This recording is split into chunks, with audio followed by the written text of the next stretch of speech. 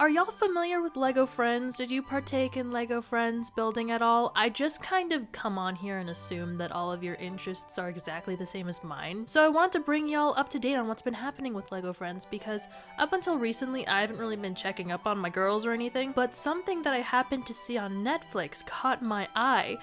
And based on that, boy oh boy has a lot changed. It made me think, I feel like I missed a chapter. You're gonna get the joke later. So for starters, if y'all don't know what LEGO Friends is, it was kind of LEGO's attempt, I guess, to be like, hey wait, this is Legos for girls. Girls can play with Legos too. If you bought any LEGO Friends items back in the day, you might have had Olivia's house, the tree house, the vet clinic, the cafe. Oh my god, the cafe, building the cafe was such an exquisite experience. Wait a minute.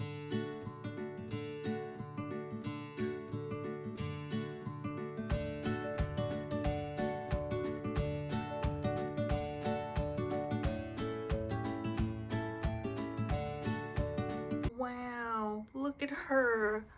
Look at her! What you may not know if you have only purchased LEGO Friends products is that LEGO Friends has lore. The sets themselves feature 5 main girls, right? Andrea, the sassy singer, Olivia, the scientist nerdy-ish one, Stephanie, the planner / competitive girl boss, Mia, the rugged one who loves animals, and Emma, the sweet artsy creative one. So this is the original cast that LEGO Friends consists of. That's what we've been working with. But here's the thing, I feel like the LEGO Friends era can be now broken up into 3 different eras. The one y'all are probably most familiar with is the OG era, which lasted from about 2012 to 2015. So like I said, the LEGO sets that were being released during this time period mainly featured these 5 girls, but along with the LEGO sets that were coming out, there were also 9 20-ish minute episodes featuring my gals. I believe Disney owned the rights to these episodes at the time. I feel like I remember seeing these episodes on Disney Channel or the Disney Channel app. The Dolphin Cruise one is my comfort episode. I also like the Country Girls episode because my boy Bryce Papenbrook plays Martin. Also, Tanya in this series, who is Stephanie's arch nemesis, is played by Miss Christina V. We've got a top cast and crew here, folks. The end of this era was marked by sets such as the Beach House, Juice Bar, and Hair Salon. The next era is what I call the transition rebrand era. This happened from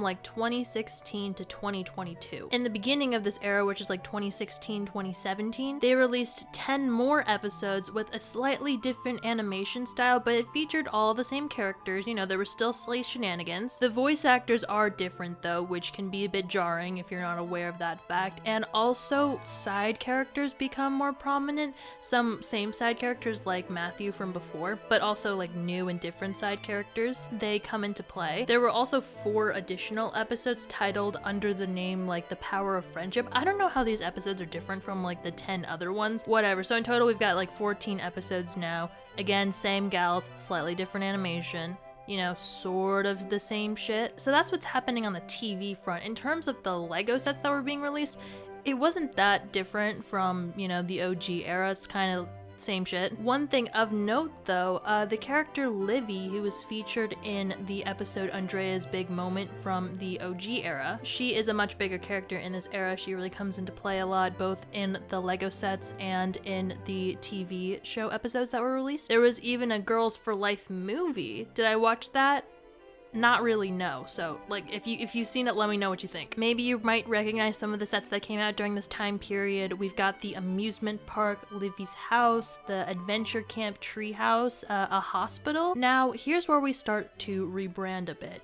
All of this time, everybody is more or less the same character. They more or less look the same. But now from 2018 to 2020, the LEGO sets start to change a bit. The LEGO characters we get here are visibly different from the ones that we were getting in the OG era. Mainly, you can really only see the change in the LEGO Friends characters. We'll start from the most similar to the most changed. Here we've got Stephanie. Looks pretty much exactly the same. Emma has brown eyes now for whatever fucking reason, as does Andrea. Both of these characters previously had green eyes, and now they both have brown eyes. Mia, who used to have brown eyes, now has green eyes. It's not a big change, but it's also like, why? And then we have Olivia, who seems to have changed ethnicities. I am joking because I don't know if she technically changed or if it's just like, you know, a visible difference. And she also got glasses. Nice, sis. Join the club. So the actual Legos of the girls have changed. What about the TV show characters? Well, here they are.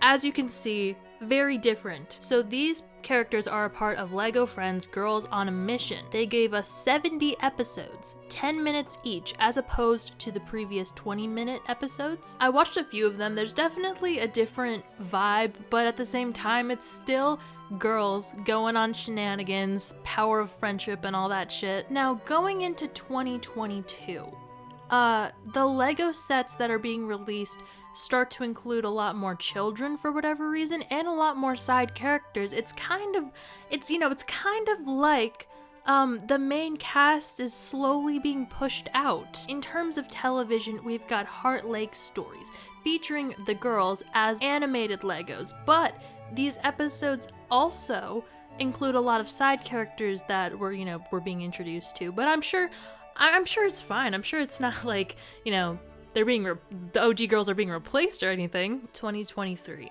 Okay, let's take a look at all the new sets that were released this year. I'm sure it'll be fun. Huh, that's weird. I don't see Mia or Olivia or Stephanie or Emma or Andrea. What's happening? Who the fuck are these guys? Oh my god. They're dead. Yeah, so LEGO Friends no longer includes any of the OG girls anymore. They are dead and gone. Dead and gone. Let me introduce you to LEGO Friends The Next Chapter. There's a brand new cast of 8 people that you need to keep track of here, okay? Don't stay with me now. We've got Aaliyah, the academic, overachieving girl boss. Autumn is, the sweet one, loves animals, has a resemblance to Mia, as you can see. Wikipedia says she's the daughter of Mia. I'm not sure if they've confirmed that. I'm not sure if people are just making an assumption based on, visibly they look really similar. I don't know who the fuck said that, but Paisley is the shy singer, Leanne is the badass comic illustrator, Zach, outgoing and popular, Nova's like the cool, dry humor gamer gal, Ollie is a fashion designer, and Leo likes baking and soccer. In terms of television media, there is a movie that's on Netflix, as well as webisodes that are being released on YouTube, and the movie is what actually caught my eye and inspired this video in the first place. The movie was fine, it was fun, but it was funny to me, and for one reason only, and that reason being my boy Leo. They portray him as bilingual. He can speak Spanish and English. That's great. We love a bilingual king.